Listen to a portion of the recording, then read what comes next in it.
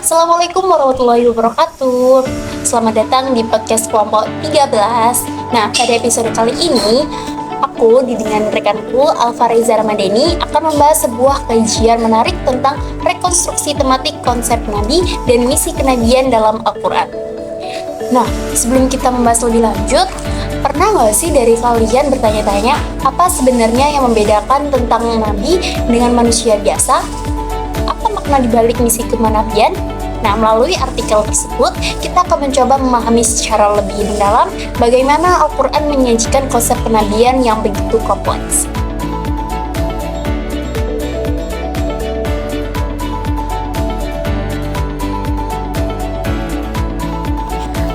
Kita bahas terkait rekonstruksi tematik atas konsep Nabi dan misi kenabian. Nah, menurut Alfa sendiri, apa sih pengertian dari rekonstruksi tematik itu?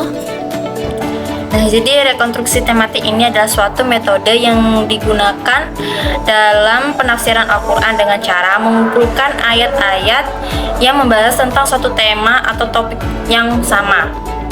Nah, lalu dari ayat-ayat tersebut ini kemudian disusun secara sistematis agar mendapatkan pemahaman yang lebih komprehensif atau secara menyeluruh. Yang hal ini membahas tentang topik atau tema yang sama dari ayat tersebut. Contohnya tentang konsep Nabi atau misi kenabian yang tertera dalam Al-Quran. Nah, dari metode ini memungkinkan kita bisa memiliki pandangan terhadap Al-Quran secara menyeluruh tentang isu dari topik atau tema yang sedang dibahas secara menyeluruh ini, bukan hanya dari satu atau dua ayat saja gitu.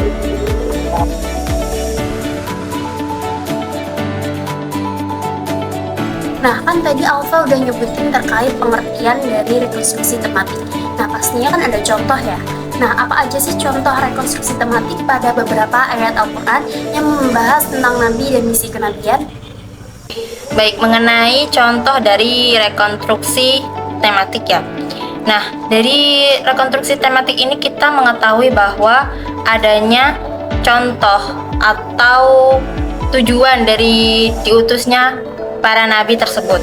Kita bisa melihat dari ayat Al-Quran, salah satunya yakni Quran Surah Al-Anbiya ayat 107 yang artinya, dan kami tidak mengutus kamu melainkan untuk menjadi rahmat bagi seluruh alam. Kemudian di ayat yang lain, Quran Surah Al-Baqarah ayat 213 yang artinya, dan kami tidak mengutus kamu melainkan sebagai rahmat bagi seluruh alam.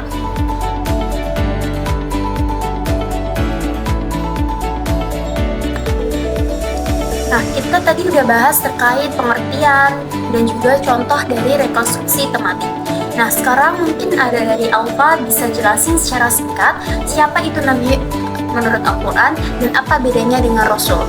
Baik, mengenai pengertian dari Nabi juga perbedaannya dengan Rasul. Nah, dari dua hal tersebut memang sangat jauh beda ya. Banyak orang yang di luar sana itu masih mensalahartikan dari perbedaan antara Nabi juga Rasul. Bahkan pun dari dua perbedaan ini juga tugas mereka pun sangat-sangat berbeda. Oleh karena itu, dari pengertian dari Nabi sendiri adalah Nabi adalah seorang manusia pilihan Allah Subhanahu wa taala yang menerima wahyu secara langsung. Wahyu ini juga berupa perintah, larangan, kabar gembira atau peringatan. Nah, Nabi juga bertugas untuk menyampaikan wahyu yang diterimanya kepada dirinya sendiri dan orang-orang terdekatnya. Dan satu poin yang utama yakni tidak semua Nabi itu adalah Rasul.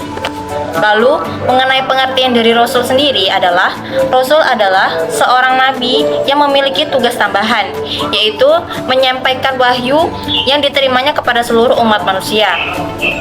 Nah, Rasul juga membawa syariat atau hukum baru yang diterimanya melalui wahyu tersebut dan berlaku bagi umatnya. Lalu poin penting lainnya yakni semua Rasul adalah Nabi, tetapi tidak semua Nabi adalah Rasul.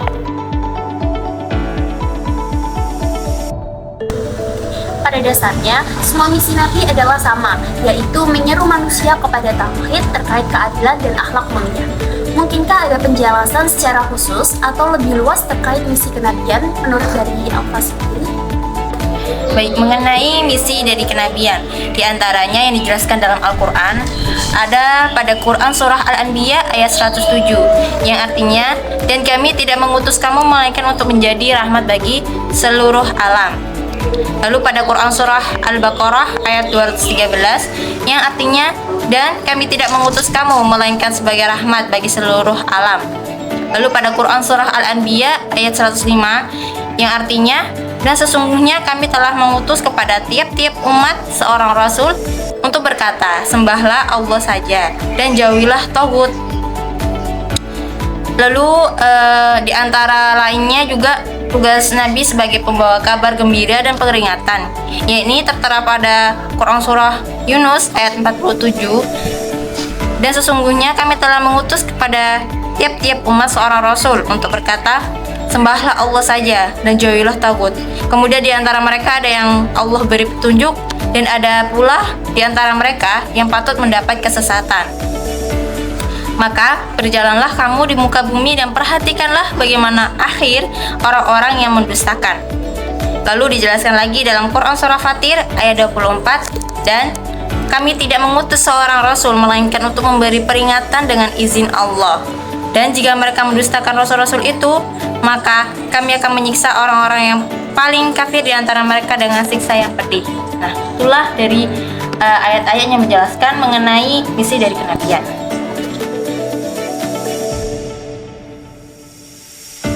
Nah, kita kan tadi udah membedah terkait isi dari rekonstruksi tematik atas konsep Nabi dan misi kenabian.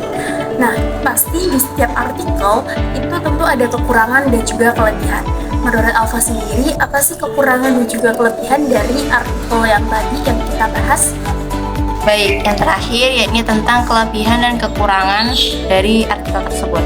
Nah, dari kelebihannya sendiri itu ada terdapat referensi yang kuat dari ayat-ayat yang dipaparkan dalam artikel tersebut.